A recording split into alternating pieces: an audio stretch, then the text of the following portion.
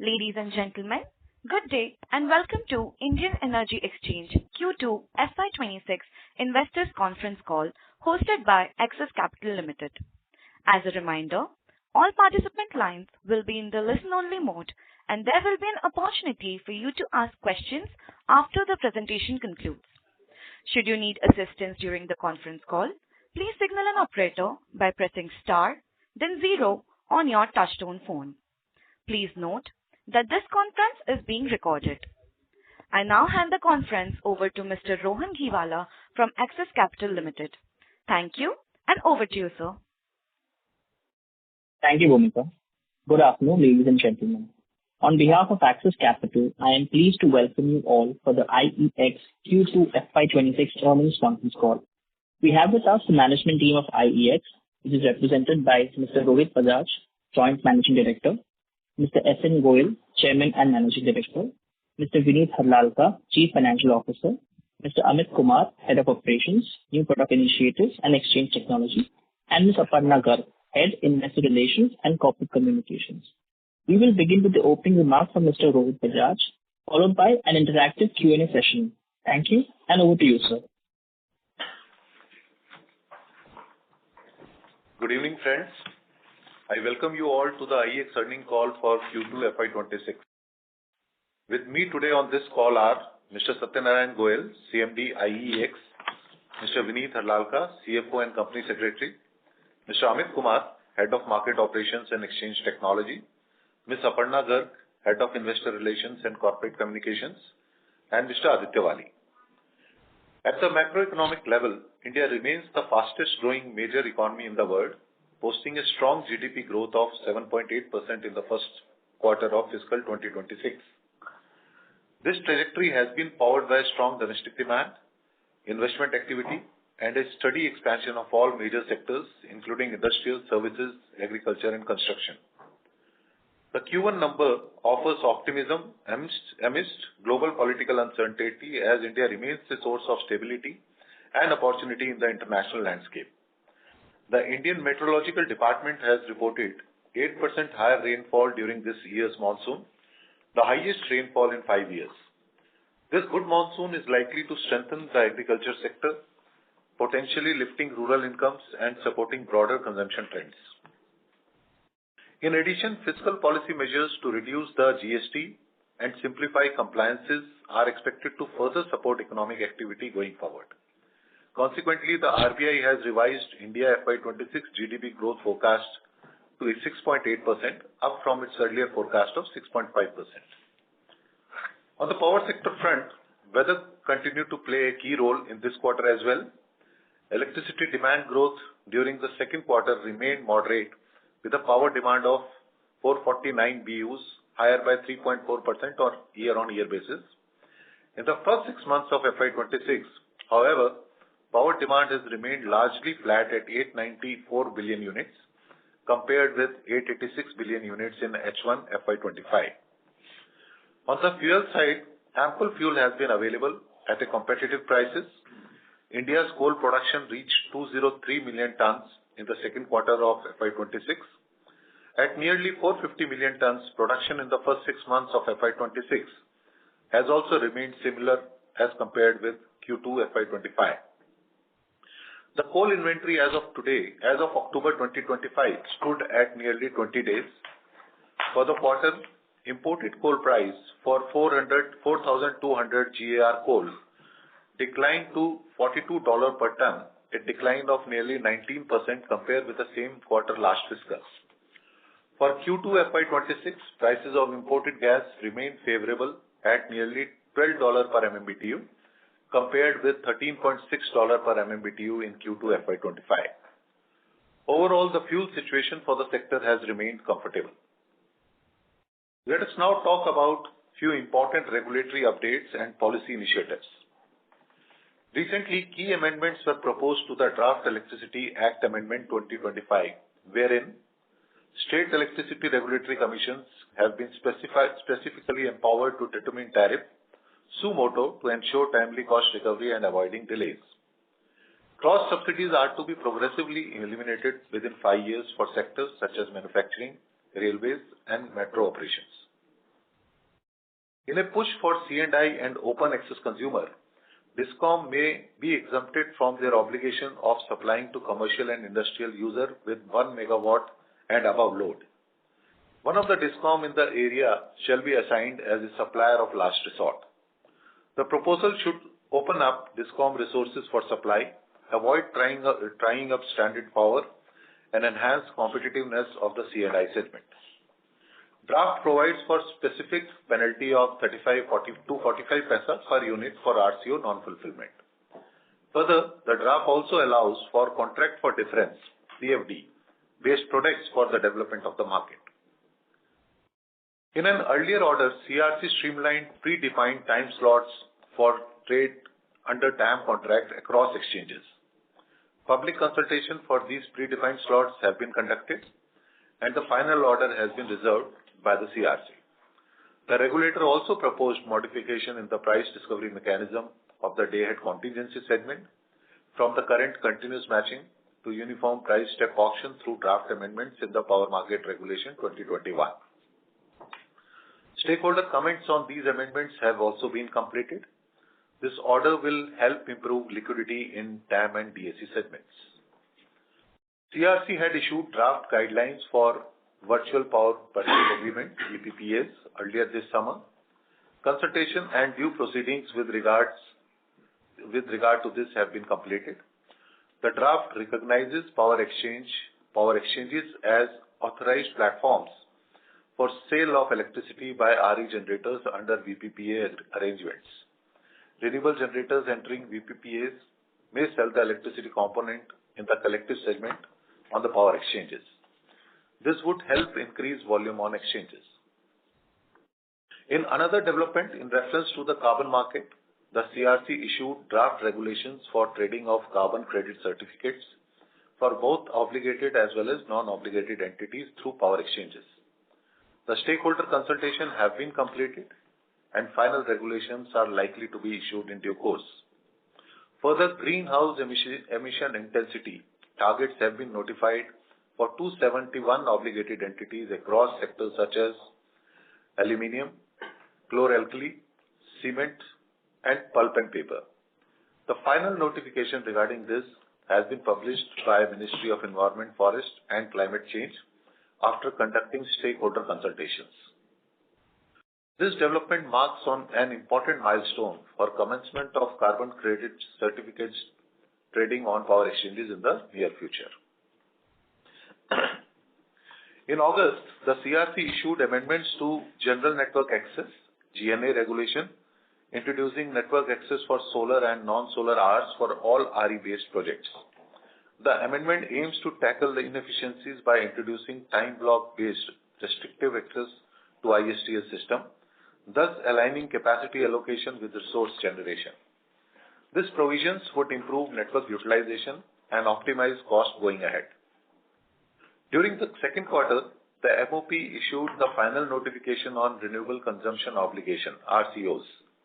The notification defined RCO fulfillment method to also include RECs acquired under VPPAs, among others, and also provided for fungibility of obligation under wind, hydro, and other components. We have sought CERC's approval to align our green contracts with the revised RCO components. The order in the matter is reserved. Once aligned, the contract will provide due clarity to the market participants for RE sale or procurement, which may increase RE participation going forward. CERC issued an order on implementing market coupling on 23rd July, in which regulator decided to initiate process of implementation of market coupling of day-ahead market. This is to be done by January 2026. In the same order, it is mentioned that coupling of real-time market RTM will be considered at a later stage.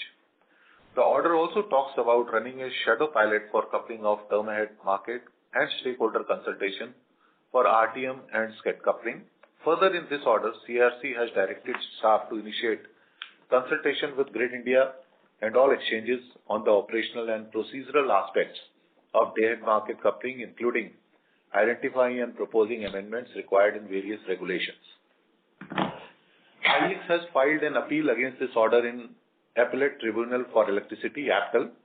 The The next date of hearing is scheduled on 28th of November. During Q2, now moving to the performance, during Q2 FY26, IEX recorded electricity trading volume of 35.2 billion units, a YOY growth of 16.1%. Revenue for the company grew by 9.2% year-on-year, increasing from rupees 167.8 crores in Q2 FY25 to 183.3 crores in Q2 FY26. Profit after tax increased by 13.9%, rising from rupees 108.3 crores in Q2 FY25 to rupees 123.4 crores in Q2 FY26. In Q2 FY26, nearly 44 lakh renewable energy certificates were traded, lower than nearly 63 lakh certificates traded over the same quarter in FY25. The RTM segment continues to demonstrate strong growth with 36% share in volume at IEX, surpassing the share of DAM segment for the first time ever.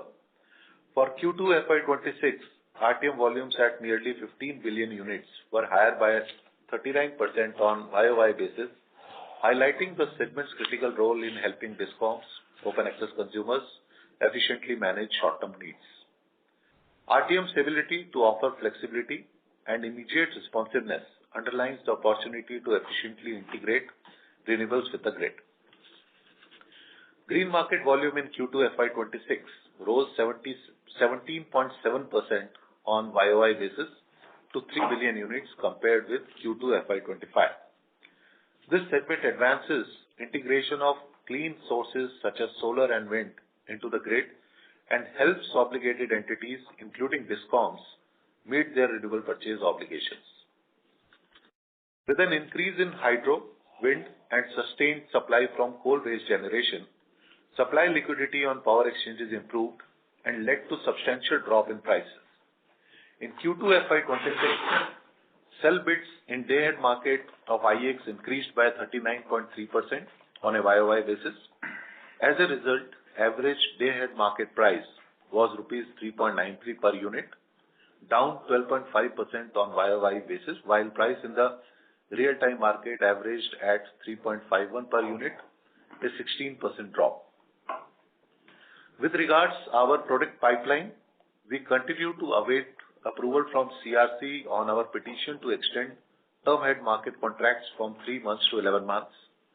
As regards Green RTM, CRC has reserved order on IEX Green RTM petition. Green RTM would provide an opportunity to reduce deviation exposure due to weather events by providing an avenue to trade green power 1 hour in advance.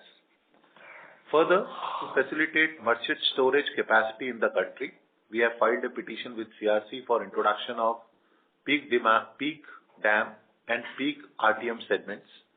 This segment would facilitate trading of power during high demand hours such as late evenings and early mornings. Stakeholder consultations on the same have been completed and the matter awaits further proceedings. Moving on to IGX volume, IGX traded gas volume of 16.1 million MMBTU in Q2 FY26, a growth of nearly 37% over Q2 FY25, led by volumes from domestic gas producers and heightened power demand during the months of August and September. For Q2 FY26, IGX recorded a profit after tax of rupees 9.6 crores, which was higher by 57% compared with 6.1 crore in Q2 FY25. As gas prices continue to remain stable and policy initiatives continue to remain positive in the sector, volumes at IGX would continue to be robust. The arrival of early and prolonged monsoon this fiscal moderated power demand. Nonetheless, with CA's forecast of power demand at 366 gigawatt by 2032 and power consumption to reach nearly 2500 BUs, demand growth will continue to drive exchange volume. In response to this expected demand growth, the MOP has been regularly monitoring the roadmap of thermal capacity addition of 80 gigawatt by 2032. Recently, the country's leading power producers also outlined investment plan to increase their thermal capacity by over 50 gigawatt by 2032. In addition, policy measures undertaken by government and regulators to ease supply side liquidity is expected to further rationalize power prices on the exchange. Power sector is undergoing rapid transformation with the emergence of innovative market mechanisms such as battery storage arbitrage, firm and dispatchable renewable energy, FDRE, virtual power purchase agreements, VPPAs, and electricity derivatives. To support battery energy storage solutions, the Ministry of Power has finalized two tranches of the viability gap funding mechanism. Nearly 13,200 megawatt-hour of BSS project have been awarded under the first tranche, while tenders for over half of the 30,000 megawatt project in the second tranche under VGF have already been issued. As per the CA, BSS-based storage of 47 gigawatt is to be made available by FY32. The reduction in battery storage cost has also accelerated the government push for BESS. As recently as October 2025, RUVNL discovered rupees 1.78 lakhs per megawatt per month for a 1000 megawatt 2-hour 2-cycle tender under the VGF mechanism. This is the lowest price ever discovered for BESS under the VGF mechanism. As mentioned on the earlier occasion, BESS would be able to store surplus solar power during daytime to deliver electricity during hours of peak demand while leveraging power exchanges. This would increase liquidity and potentially increase volume on exchanges during daytime as well as during evening hours. These developments are poised to become key enablers in expanding and deepening the country's power market to support a successful energy transition. Our diversification initiatives are also gradually gathering momentum. For Q2 FY26, the International Carbon Exchange, ICX, issued 38 lakh IREX, adding to a cumulative of 82 lakh IREX issuance in the first half of FY26, surpassing 59 lakh IREX issued in FY25. Revenue for ICX in Q2 FY26 stood at rupees 193 lakhs. The IREC is globally recognized digital certificate that serves as a transferable proof of generation of 1 megawatt of energy from renewable sources. With regards to the coal exchange, Ministry of Coal has been exploring options for market development in the coal sector and has created enabling provision under the Mines and Mineral Development and Regulation Act to set up a mineral exchanges. Recently, draft rules have been issued for appointing coal controller as a regulator for the coal exchange. IEX has been working with the stakeholders to explore setting up the first coal exchange in India. As India advances towards its net zero goals, energy exchanges are expected to play an increasingly significant role in shaping the nation's energy ecosystem. Thank you, and now we can have question and answers. Thank you very much. We will now begin the question and answer session. Anyone who wishes to ask a question may press star and 1 on their touchtone telephone. If you wish to remove yourself from the question queue, you may press star and 2. Participants are requested to use handsets while asking a question. Ladies and gentlemen, we will wait for a moment while the question queue assembles.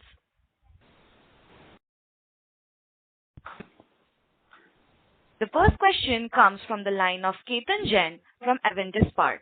Please go ahead. Thank you. Thank you, sir. Good afternoon. So my first question is on the status of implementation of market coupling. What is the progress on the ground in terms of operational details?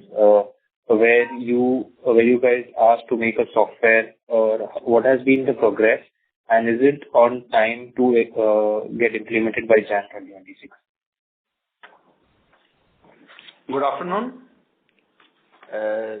With regard to status of market coupling, we are not aware about any developments which have taken place so far, because what we understand is that for working out details for implementing market coupling, there will be discussions which will be required with the exchanges, with the Grid India, and procedures will be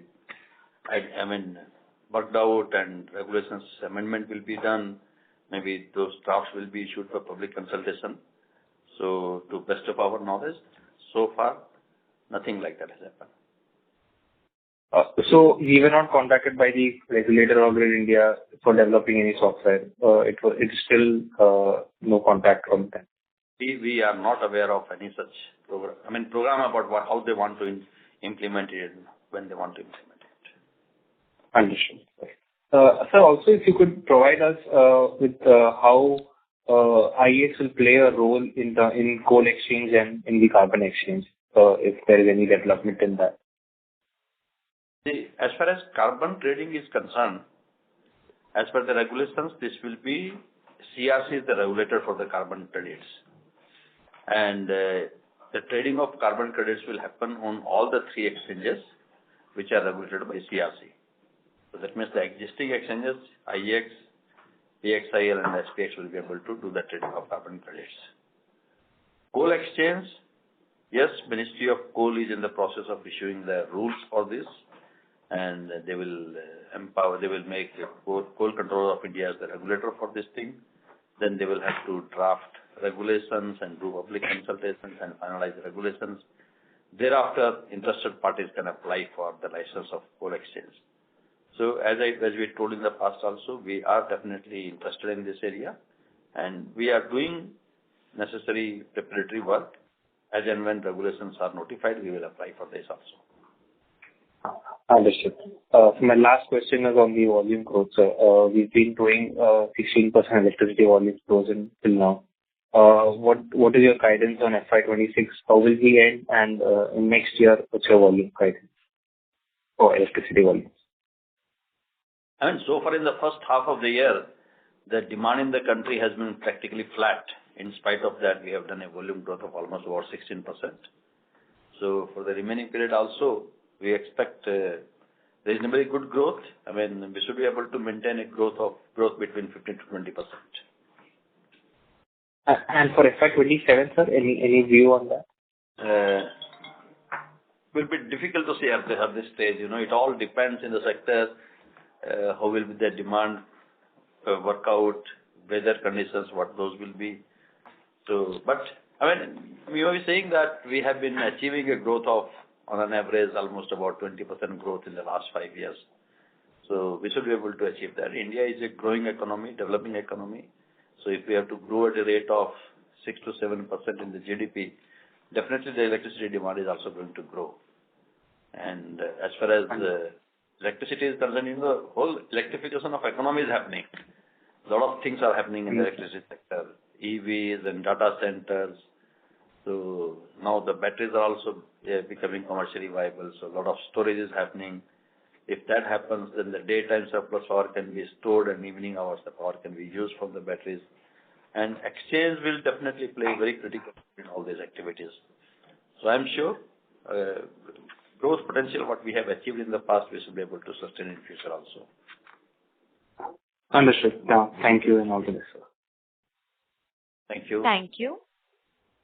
The next question comes from the line of Sumit Kishore from Axis Capital. Please go ahead. Good afternoon, sir. This is Sumit here from Axis Capital. My first question is, the power. So last fiscal power demand growth was 4.2, 4.3%. This year, first half has been flattish. How much of this is really attributable to weather? And in your opinion, is there a slowdown versus what was expected for the C&I power segment also? What is your impression? It was mainly because of the weather. Because, right from April till October, we are seeing very good rains this time in the country. And there is a surplus rainfall in the country. As a result of that, the agricultural demand has crashed. And also, the summer demand, the domestic demand also was much lower than what it was expected. So, in Grid India's estimate was a peak demand of 277 gigawatt. I guess that only about 250 gigawatt was the peak demand. So, I think looking at all these things, it was mainly because of the weather conditions. C&I side, we don't see any reduction in demand, rather there is increase in demand. But I don't have the data about what is the actual increase in industrial consumption. Right. The second question is that basically over this period where power demand growth has been muted over the last 1 year, installed capacity has grown by almost 9-10%. And during solar hours, say in the DAM segment also, the sell bids are far exceeding the purchase bid volume and what is finally cleared, and the exchange prices are lower. So, I mean, to what extent can this continue? Because would there be curtailment of, or what kind of curtailment of power is happening? What can exchanges do to reduce this? You also spoke about, capacities coming up for virtual power purchase agreements. There would be even more sell bids on the exchanges. Why aren't customers taking benefit of the lower tariffs during these solar hours, and why isn't more power getting cleared on the exchanges? I agree with your view. I mean, capacity addition is happening and daytime prices are coming down. But this stability in the system will need some time. Today, need of the hour is capacity addition that is happening. Solar power is cheaper. It is cheaper than even variable cost of the coal-based power plants. So we need to do solar capacity addition. And when the exchange clearing prices are lower during the daytime, we are seeing a lot of demand shifting during the daytime. So if you see the demand curve of the country as a whole, earlier the peak hour used to be in the evening hours, now the peak hours is in the daytime. So the demand shifting is also happening now. Not that demand shifting is not happening. People are making use of this daytime cheaper power. And to make use of this now, in the last 1 year, many battery tenders were also awarded so that batteries can use this cheaper power during the daytime and sell in the evening hours. So all these kind of things are happening now. I mean, these things will need some time to balance out and make use of the cheaper daytime cheaper power. In the short run, yes. In the short run, yes, lower power during the daytime may continue. And that's good for the market. That's good for the market and exchange. Our volumes are more during the daytime than in the evening hours. And so you mentioned that for the first time, RTM volumes have surpassed DAM in the mix in first half of the fiscal. So is this going to be a sustainable trend? And in case for RTM, the implementation of MC will happen later, depending on the experience from DAM. That's what the market coupling also said. So to what percentage can, in the collective market transactions, can RTM's share can go up even from here? See, RTM volumes this year are higher than the DAM market, mainly because the availability of power on the sell side was much higher, the liquidity was much higher, the clearing prices were lower. And RTM prices are practically 10 to 12% lower than the day-ahead market price.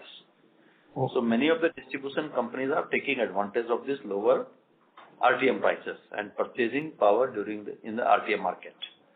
So as long as the RTM prices are lower, yes, definitely RTM volumes will be higher. And with regard to your question on coupling of RTM, if you look at the order, Commission has not taken any view regarding implementation of RTM. Yeah. So they have said that looking at the time constraints and based on the experience, it will be considered. So they will take a view separately on that, if required. Got it. Just one last clarification on this IEX equity stake that you have, 47.5%. What is the timeline over which this has to be reduced to 26%? And what are your thoughts, on how, what are your plans there? Can you repeat the question, please? I believe the IEX stake in IGX, equity stake, Yes. which is around 47.5%, needs to come down over a certain time frame, I believe, to below 26%. So, Yeah. what can you please refresh our understanding on how we are going to go about it? Yeah, I mean, as per the PNGRB regulations, we have to bring down the equity to 25% by December 2025. That is the provision. we have applied to PNGRB for extension of this time. And because of in the past, there were few challenges in the gas market and gas exchange. The business ramp up has not happened at the rate at which we were expecting it. So, we have applied. PNGRB regulator was quite supportive, and they have assured that they will give time extension. And we are also working out now options. We are considering different options for divestment and complying with the regulatory provisions. Okay, so it's only 2 months away, so they will give extension for 1 year. Yeah. We have requested for 1.5 years. Let's see. Thank you, sir. Thank you. The next question comes from the line of Anand B from Seema Wealth Private Limited. Please go ahead. Hey, good afternoon. Can you hear me? Yeah, good afternoon. Yeah, good afternoon. So, this couple of questions. First is the transition of the segment from DAM to RTMs. So, in this quarter, we've seen, and especially this half, you've seen from compared to the previous half of the first half of the previous year. That is, DAM has the percentage of volumes of DAM has reduced from 41 to 35 in this half of this current financial year. RTMs went up from 30 to 36 as well. But the TAM market has remained the same. Can you just give a light on why TAM market volumes share has remained the same, on where do you see that going forward? The first thing, the main product for the exchanges are the collective transactions, which is the DAM and RTM. Mm-hmm. So significantly higher volumes happen only in these segments. And as you can see, this year also, the share of collective transactions, which is DAM, RTM, and green GDAM, the total share is more than 85% for these three products. And it will continue to remain like this. Term ahead market transactions, these are bilateral transactions, and these transactions happen mainly when there is a shortage of power, and some of the distribution companies want to tie up power to ensure availability of power under the deficit conditions. Fortunately, this year we had good rains, so that is why there is no growth in the TAM transactions. Okay, so even in the RTM segment also, would you say going forward now, considering the market coupling, you said that, okay, they have just, the CRTs will be considered, coupling for RTM. Let's say, if RTM coupling is not going to happen, would you say that the RTM share will only increase more and more, where the DAM segment would decrease in growth? Looking at the market energy transition which is taking place, a lot of renewable capacity is getting added, and there is a large variation in the renewable power generation. So distribution companies also have to make good these variations on the real-time basis. And even generators also, renewable generators, they also many times sell the surplus power because of the good weather conditions if there is excess generation. So, real-time market volumes under these conditions will continue to increase. Government of India also has mandated that all thermal generators will have to sell their under-position power in the DAM and RTM market. And these generators are able to assess the surplus URS power more accurately in the RTM market. So a lot of bids are coming in the RTM market for sale of power from these generators also. Considering all that, I personally believe that yes, RTM volume will continue to increase in future. Okay, that is one part. Second, I want to touch upon the virtual PPAs front. I just want to know the current scenario of how much of that is going forward, and what will be the share of the exchanges, or what potential that exchanges can have a share of the virtual PPAs.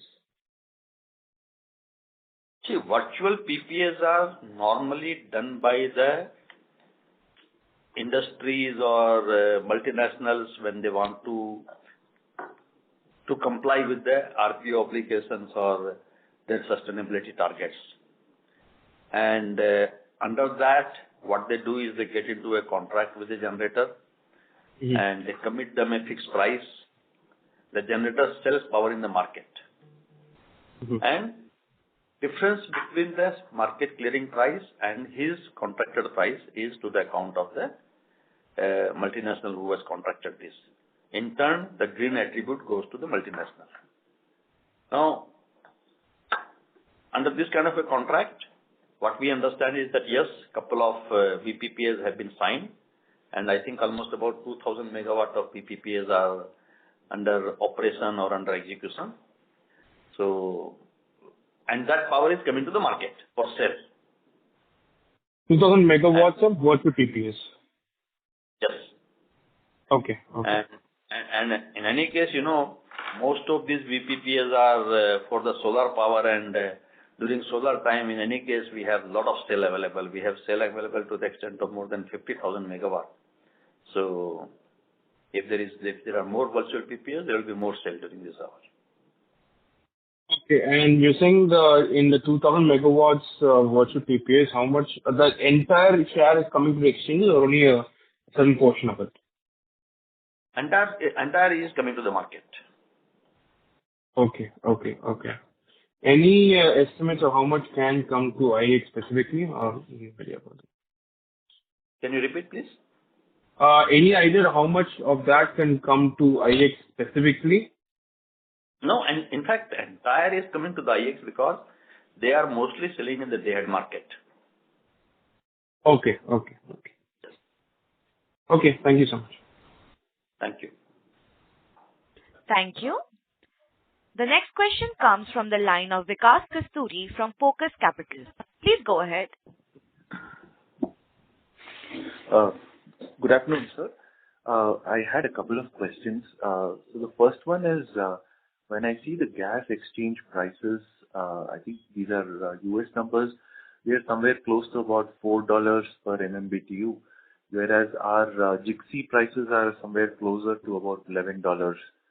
So why is there so much of a difference between the prices? That is one. And the second question was on the carbon exchange. Are there any business development initiatives that we are doing to scale it up, sir? Could you just speak about that? Thank you. Yeah, in case of the gas market, US prices are based on the Henry Hub. And Henry Hub is a index which is basically determining the gas price in USA. It is not international gas trading exchange. It is basically for the transactions happening in USA. And since the USA has surplus gas available, their trading price is around $4, $3.5 to $4. If that gas has to come to India, then that gas will have to be liquefied, transported, and regasified. The rate for that gas also will work out to be something around $10 to $12, which is the rate of the GIXI. But mostly in India, the gas is coming from the Middle East side, and because that is nearer to India, transportation cost is lower, and though the rate of that gas today is almost about about $11, and it was about $12, $13 a couple of months back. Is this clear? Mr. Vikas, you are not audible.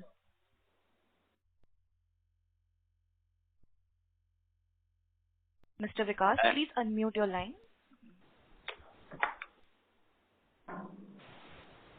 Let me answer the second question. And second question was regarding market development activities about carbon trading. Regarding carbon trading, CRC has issued draft regulations. Public hearing was held. Order is reserved on the carbon trading regulations. And Ministry of Environment has recently issued guidelines for greenhouse gas emissions for 4 industries.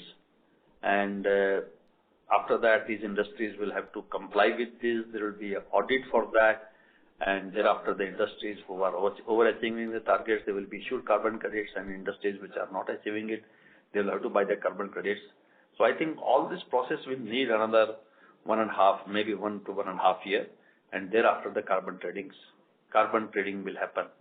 And we are regularly in touch with the different authorities, and we are also in touch with the different industries for the trading of carbon credits. So we are doing all necessary preparatory work for this. Thank you. Thank you. The next question comes from the line of Yashodhan Nerurkar from IEX Wealth. Please go ahead. Yeah, hi. Thanks for the opportunity. So I just had two questions. The first is, I just wanted a clarification. In the event of market coupling, say the entire volumes are split in the ratio of say 70 and the balance to exchange is like 15-15.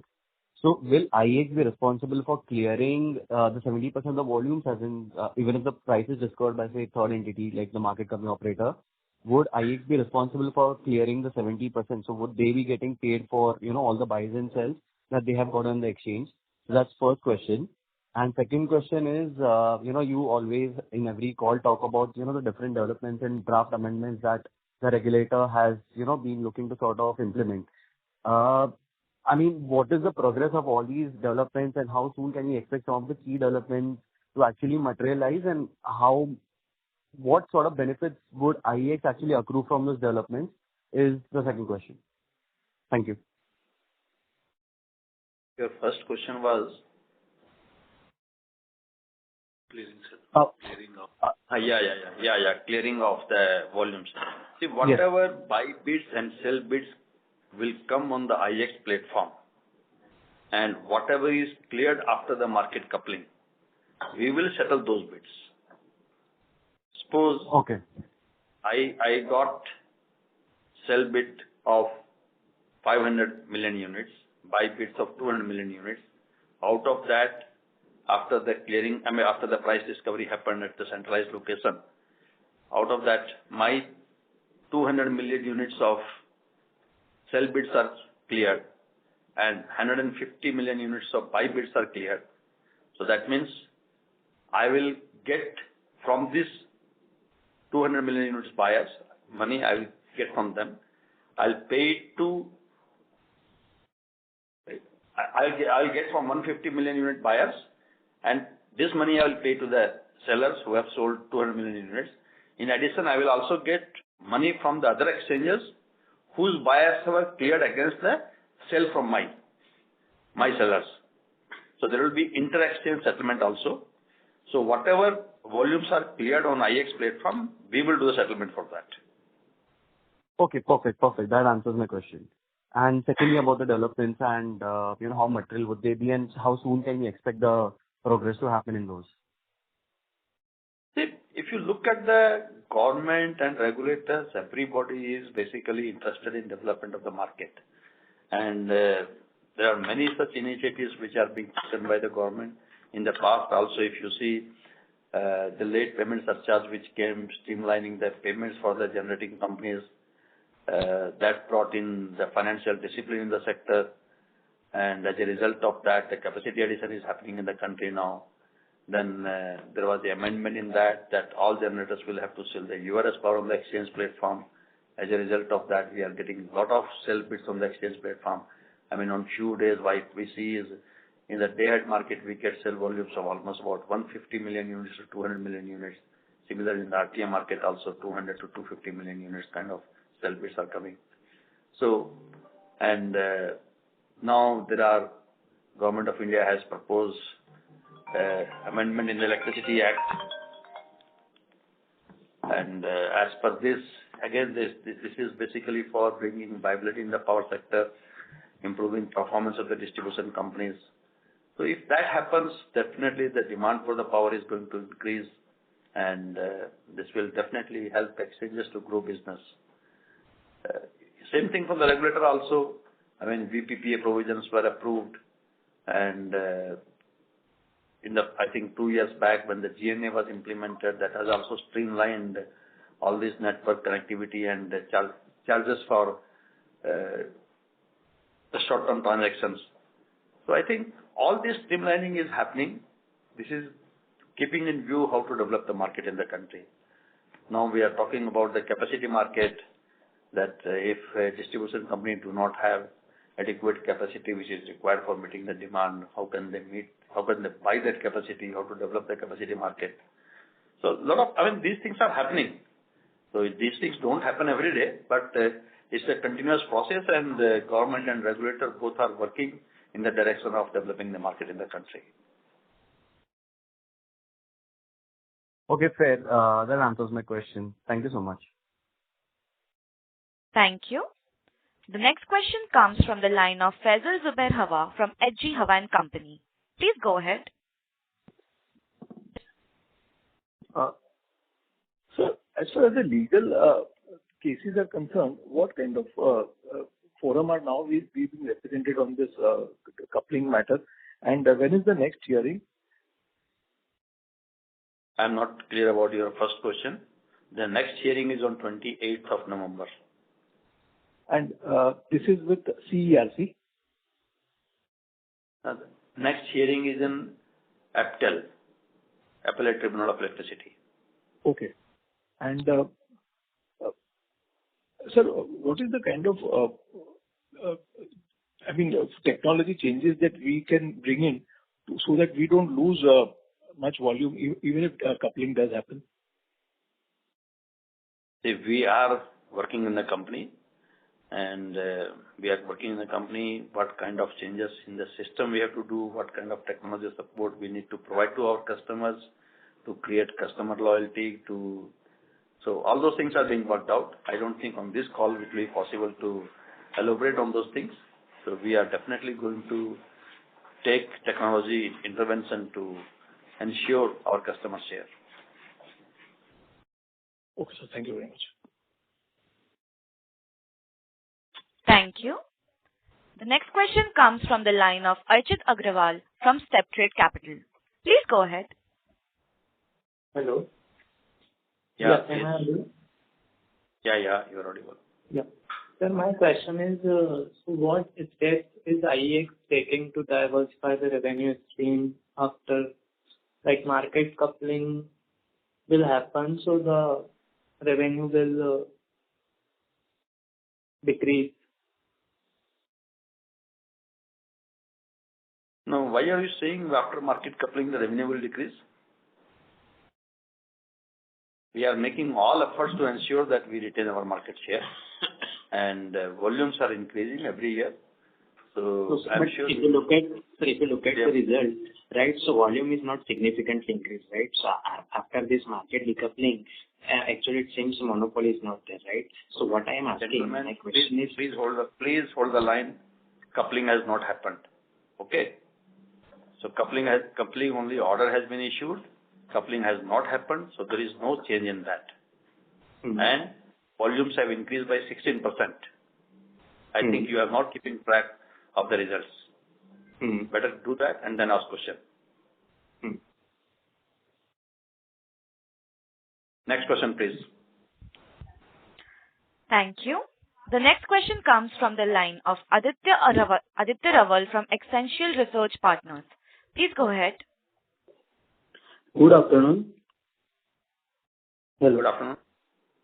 Okay. My question is regarding in the Q2 result, electricity traded volume grew by 16.1% year-on-year, but the revenue from operations grew at the slower rate of 10.42% year-on-year, indicating a divergence. Could you please explain the reason behind this gap? Is it mainly due to the lower realization or unfavorable product mix?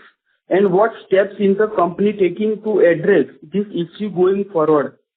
See, electricity volume grew by 16%, and then there is a certificate also. So, my colleague Mr. Vinit Halalka, who is CFO of the company, he will explain you in detail about this.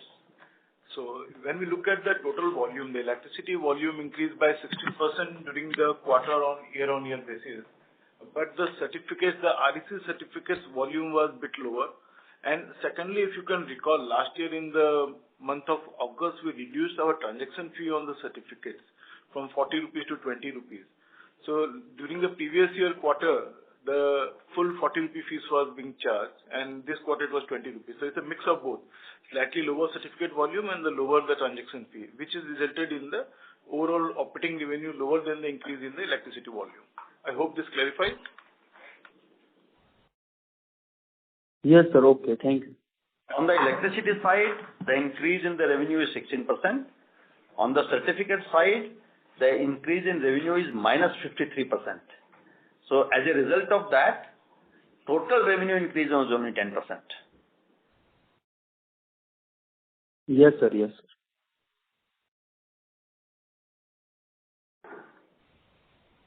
Thank you. The next question comes from the line of Meet from Alembic. Please go ahead.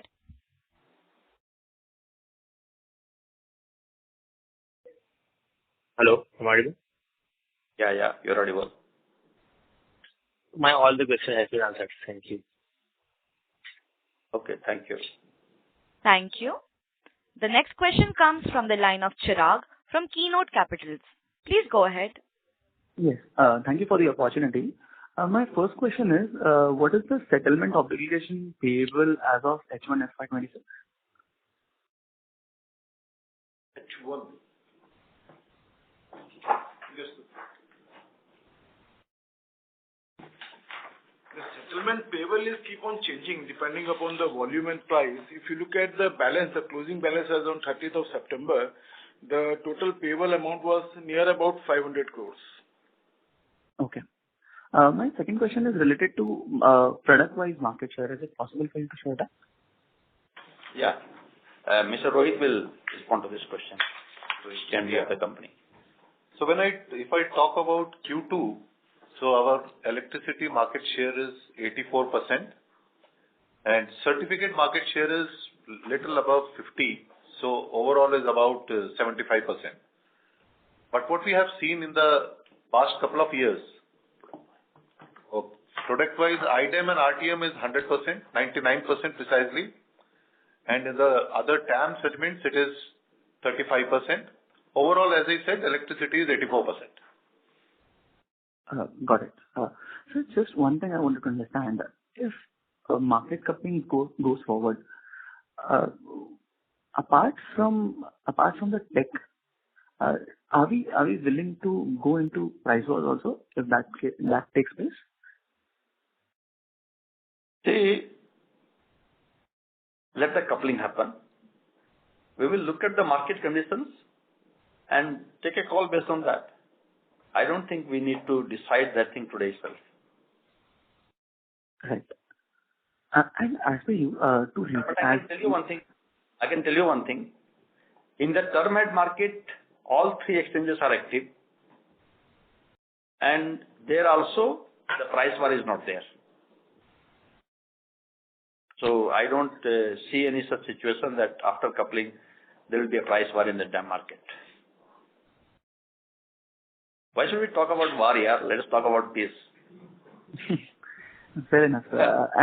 As for you, sir, you have been focusing a lot on retention of customers, as you rightly mentioned earlier. So apart from technology, what is the USP what IEX has? Yeah, it is hard work of last 17 years because of which we have been able to build this market, and that kind of connectivity we have with understanding we have with our customers, the kind of understanding which we have developed about the requirements of our customers and the value which we provide to them, the market development activities which we have done. I think all these things are our USP, and we'll continue to do all these things. And I'm sure this will definitely give us good market share in future. Perfect. So just last question from my side. As there is a new thing that is happening in the market, the electricity derivative market, right? Just wanted to understand what will be the revenue model for IEX in this?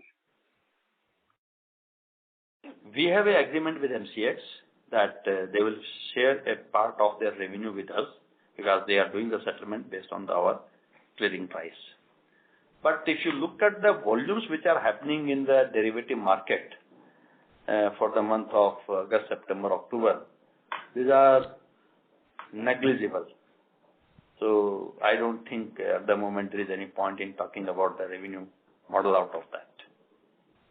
Fair enough, sir. And sir, if you have this clarity, are nodal-based electricity derivative taking place, or is there any clarification to that? I couldn't get your question.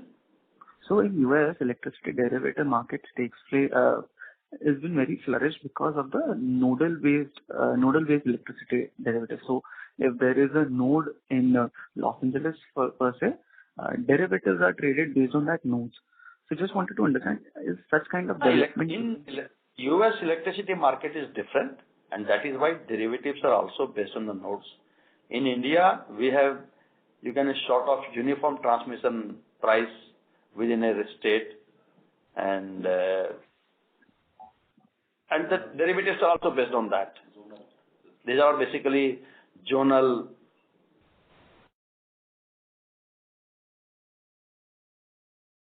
US, India markets are quite different. So in India, the derivatives are based on the market clearing price of the day-ahead market, and that is one price, you can say. Fair enough, sir. Thank you. Thank you for the answers. Thank you. The next question comes from the line of Krishna Sateja from Smart Sync Services. Please go ahead. Hello, afternoon, sir. Good afternoon. Sir, all major questions have been answered, but another small question. I'm so sorry to interrupt you, Mr. Krishna, but your voice is muffled. Can you please speak through handset? Okay, sure. Am I audible now? Am I clear now? Yeah. Yes. Better now. Okay, sir. So, major questions have been answered, but a small query, once the carbon trading certificate gets yes note from the all regulations and all that, you expect from 1.5 years from now. So how significant volume we can expect from that? How significant they can affect the financials? It's difficult to say that because it depends on to what an extent industries are able to comply with the GHG gas emissions norms. If everybody is complying, then there is no trading. If few are complying, over complying, and if you are under not complying, then yes, the trading will happen. So it all depends on that. But looking at that trend in the past for the E-certs and RACs, we believe that the market could be as big as RAC market. Okay. Okay, that's from my side. Thank you. Okay. Thank you. Thank you. We will take that as a last question for today's call. I would now like to hand the conference over to the management for closing comments. Thank you, friends. I would like to thank each one of you for being part of today's call. Throughout the second quarter, we witnessed efforts from the government and regulators to establish a favorable policy and regulatory climate to develop the energy sector. We at IEX remain committed to contribute to the development of a sustainable and energy efficient future for India. Thank you so much. Have a great evening. Thank you. On behalf of Axis Capital Limited, that concludes this conference. Thank you for joining us, and you may now disconnect your lines. Thank you.